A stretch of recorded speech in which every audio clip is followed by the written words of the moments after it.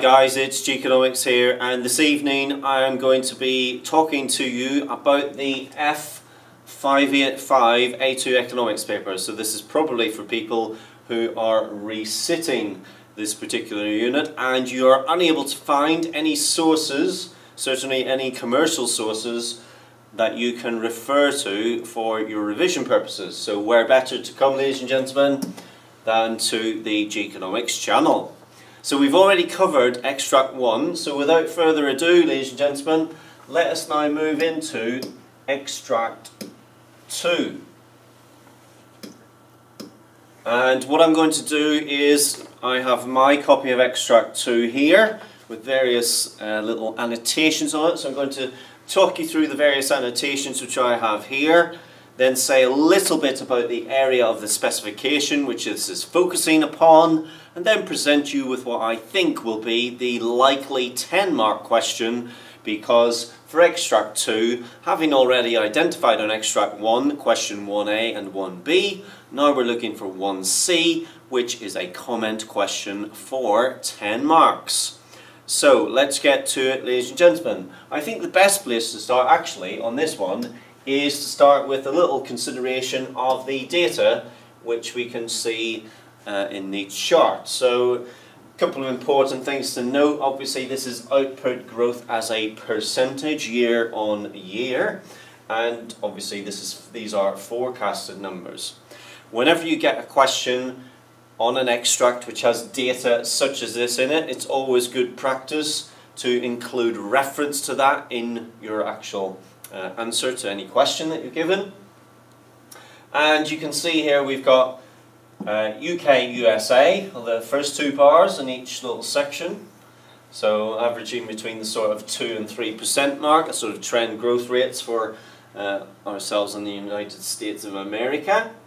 Then we have China, India, China, India, China, India. Obviously by far and away the biggest rates of output growth over this time series data, averaging between sort of 6 and 7.5%, what we wouldn't give for such growth in this country, although that would probably lead to all sorts of other problems.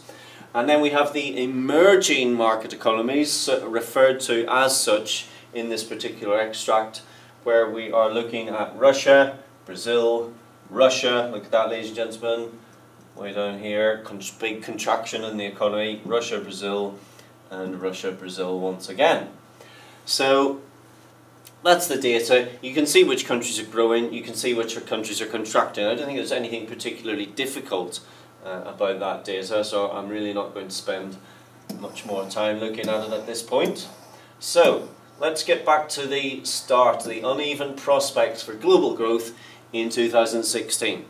So a few things which I think are worthy of your consideration would be as follows. Reading this first paragraph, I'll not read through it all, but the key words here I think would be, first of all, world trade, ladies and gentlemen. So when we think about world trade, what are the things that crop into your mind immediately, jumping into your mind immediately with regard to economic theory? So you're thinking imports, you're thinking exports, you're thinking trade balances, be that surplus or deficit, and you're also potentially thinking about comparative advantage and the way in which that impacts world trade. So that's something to be thinking about in the first paragraph. Second paragraph, it says here, let's read this, including the USA, monetary policy was expected to tighten. Now what do we mean by a tight monetary policy, ladies and gentlemen? We mean that the interest rate, primarily speaking, the base rate in these countries is anticipated to rise. Now of course if the interest rate rises, what will that do to aggregate demand? Well, it chokes off the the interest rate sensitive components of demand, which would be C, consumption, I, investment, and X minus M, that net exports component, would also fall. So it dampens off aggregate demand. Indeed, this morning I just tweeted out, those of you who don't follow me, at Geekonomics, you can see that the American Federal Reserve this morning, it was thought that they're about to raise the federal rate because the US economy is approaching its 2% inflation target. So tightening means increasing the base rate. Other things to take note here would be, for example, these things. Commodity prices. What do we mean by commodity prices? Well, a very good place to start considering this would be actually to look at the 2016 F585 stimulus, where there is a whole feature on Zambia and Zambia's reliance on a particular commodity, that being copper. You can also find some videos in my playlist on copper, an interview that I did with a colleague who lived in Zambia for some time. So commodity prices, we're talking about these natural resources, raw materials, oil, gold, etc., etc. Commodity prices. Now, these commodity prices, these countries rely very heavily upon these commodity prices. And when the prices of the commodities are rising, then of course that is tremendous news for the country in question, because it helps to raise export revenue. That revenue can then be used for a number of things. It could be used to pay off debt, but more likely, if it's a developing nation, the money can be used and put towards importing capital equipment from abroad to enable the country to grow and to develop. And of course, a final thing to say would be, if these countries are exporting the commodity, well, X, C to the I to the G to the X, X is a component of AD, and it helps to lift your AD. We'll say more about these in a little bit more detail later. Currency depreciation. So here we're thinking about exchange rates. What determines exchange rates? What do exchange rates and manipulations of the exchange rate, what impact do they have on world trade because of that interaction with the price of exports and imports? That's a very important point. Next point to consider would be this, the reduced capital inflows. We've been looking a lot at this in the current A2 specification at the moment. So inflows of money into an economy, what might they be used for, and also what is the impact on the exchange rate, and hence again linking into world trade. And finally, inflationary pressure in the economy. If inflationary pressure is building, that would explain why we might have tightening monetary policy, obviously, in order to bring inflationary pressure down. But inflationary pressure makes you less competitive if your inflation rate is less than that of other countries. And then again, that impacts upon world trade. So all of these factors, and indeed this one as well, the commodity prices, these are all linking into this world trade. And we'll say more about that later. Okay, next paragraph. Things of importance in the next paragraph would be low productivity. So, could be the case that aggregate demand is rising, but AS is not rising in tandem to match it, and obviously that is something which can cause inflationary pressure to build in an economy, which then leads to your competitiveness problem, which then leads to problems with world trade. So again, these things are all feeding in and linking into one another. What else have we got here? Low productivity. High levels of debt. High levels of debt. If you've got a very high level of debt, that then means that most of your export revenue that you're earning is probably going to pay off your debt. And you'll have a very tight fiscal policy, in other words, taxes will be high, government spending will be relatively low in order to pay down the debts. So what does that mean? Well, it means that, number one, you don't have that much money to bring in imported goods in order to expand your productive capacity. Number two, it also means, what else does it mean? High levels of debt. So we've got not a lot of money spare, so we cannot therefore be injecting money into the economy in order to grow the economy. So government expenditure in terms of injections will be low. We'll not be bringing in very many capital goods from abroad because we can't afford them. Low investment. Again, linking into, remember, low investment is a sort of a double whammy here, because when you invest, that's a component of AD, C to the I to the G to the X minus M, but it's also helping to boost your productive potential, and hence an AS shift also. So there's a double whammy downside there if you're not having sufficient investment. Demographic transition. Now what they mean by that, and it's explained further in the next paragraph, is the whole notion of an aging population and how productive those workers are, how often they're likely to be off sick, etc., etc. How long they can sustain hard work. And then lastly, China's attempts to rebalance its economy. Those of you who know anything about the Chinese economy, you'll know that they have primarily been growing in the recent decades because of rapid export expansion by holding hard and fast on quite a low exchange rate in order to make their export prices very competitive. However, they are now moving away from that and trying to rebalance the economy, because the economy cannot just continue to grow by relying upon exports all the time.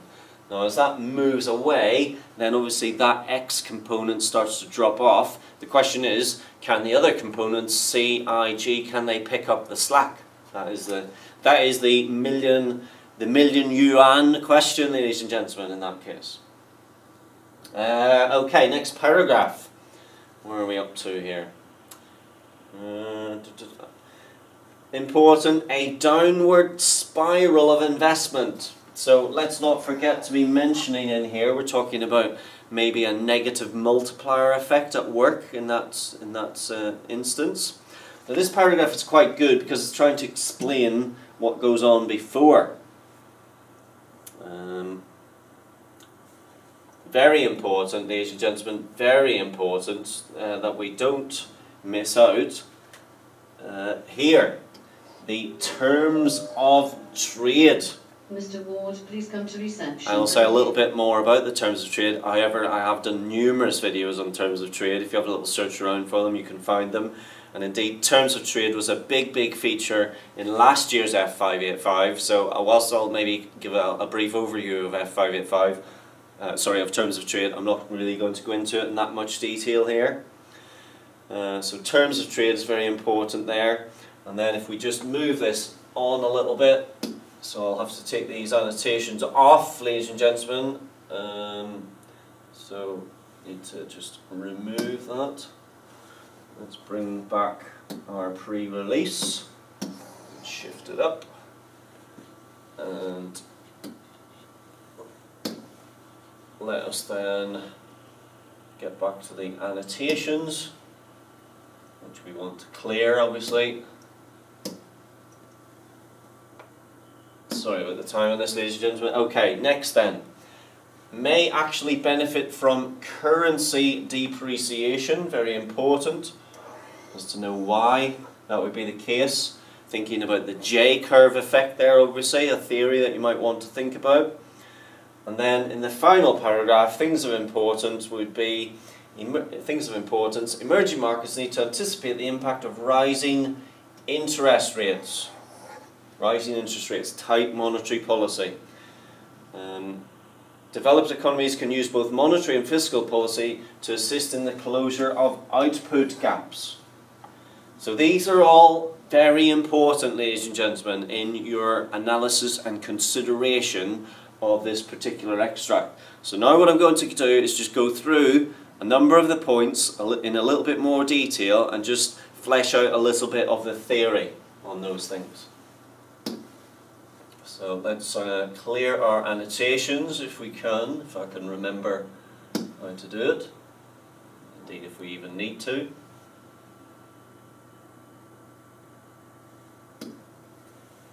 Okay, so I'm going back to the beginning once again, ladies and gentlemen, in terms of our extract, and I'm just going to focus in a little bit more detail on a few things. So, emerging markets here and developing economies were faced with a range of potential problems, including falling commodity prices. So let's just consider that in a little bit more detail. Falling commodity prices. What's the importance of falling commodity prices? Well, commodity prices are a source of export revenue. They are a component of AD.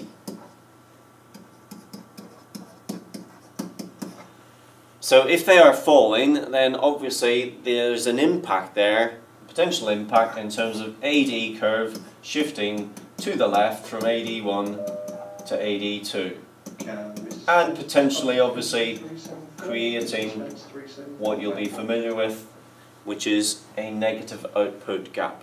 Okay. What else is it used for? It's used as a source of foreign exchange. Now, in your studies of economics, particularly development economics, you'll know that foreign exchange is very important because foreign exchange is used in order to bring in the investment and capital goods which are necessary for growing the productive potential of an economy and shifting the LRAS to the right. So if you're not selling the exports, you don't get the revenues, then you can't bring these goods in. Very important point. So that's it really with regard to export revenues. Currency depreciations, ladies and gentlemen, next. Potential problems of a currency depreciation. So you obviously need to be aware of all of the factors which will cause a currency to depreciate. And you'll know that it can either be caused by, if we look at our own currency, remember these are traded in the forex, foreign exchange markets, increase in supply would shift the supply curve to the right and that would cause the currency to depreciate. Reduction in demand would cause the currency to depreciate.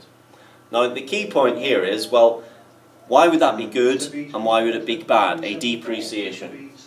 Well, a depreciation will cause the price of your exports to fall, and ceteris paribus, the demand for your exports should go up. Now that obviously is a good thing because it's helping to boost AD, sell more exports, you bring in more foreign exchange, that enables you then to bring in more goods from abroad, it all sort of then starts to tie together.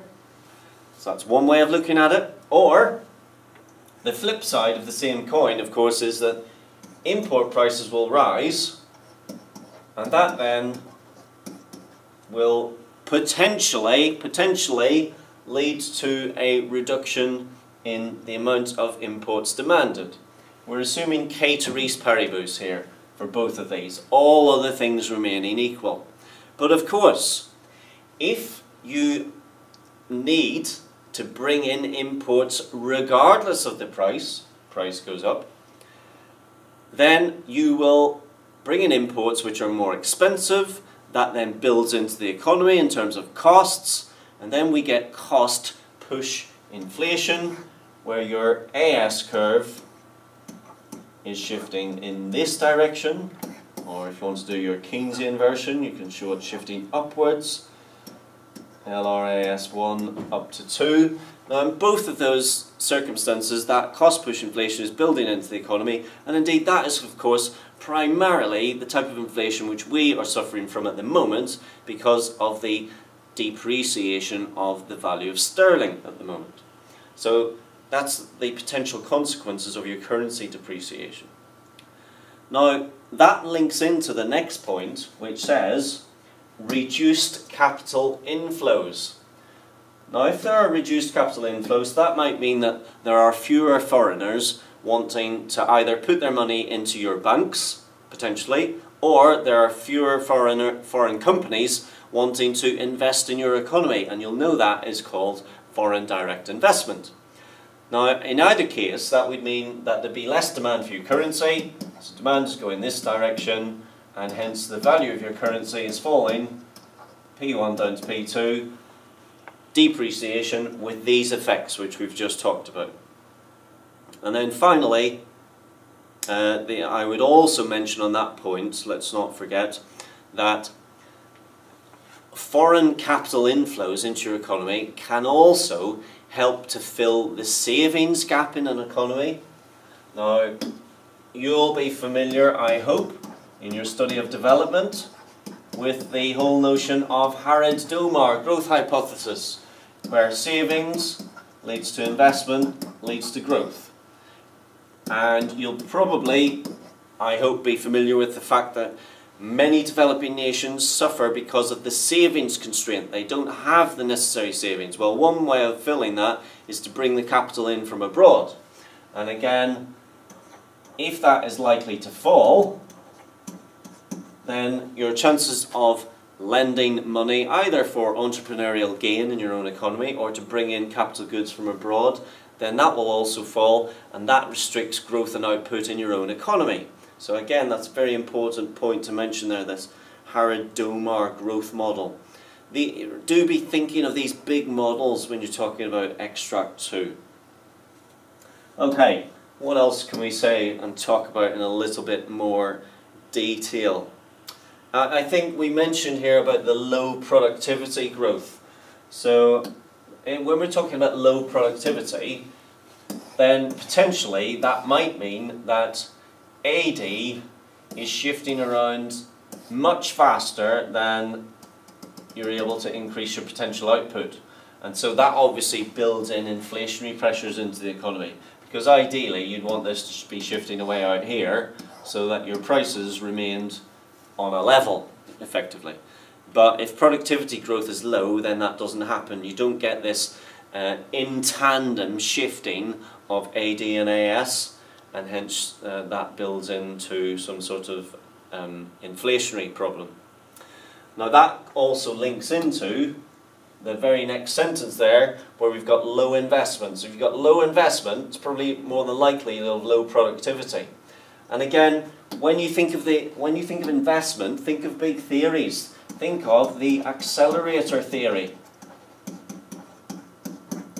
Not going to say too much about that. I've talked about that in another video. But again, the accelerator theory, which is due to the rate, remember it's the rate of growth of national income in an economy, and how that links into growth of investment, which then, as an injection into the economy, stimulates a multiplier effect, and so the cycle continues. So it's a very important theory to be thinking, a big theory to be thinking of there. Also, don't forget to think about when we get to, where does it say, a downward spiral of investment. Don't forget about your multiplier process. Multiplier works upwards, but it also works downwards. So if you get these downward contractions in levels of investment, that's pulling money out of the economy, and via the negative multiplier, that will then lead to an exaggerated shift to the left of AD. AD1 away along to AD2, and again an enormous negative output gap being generated.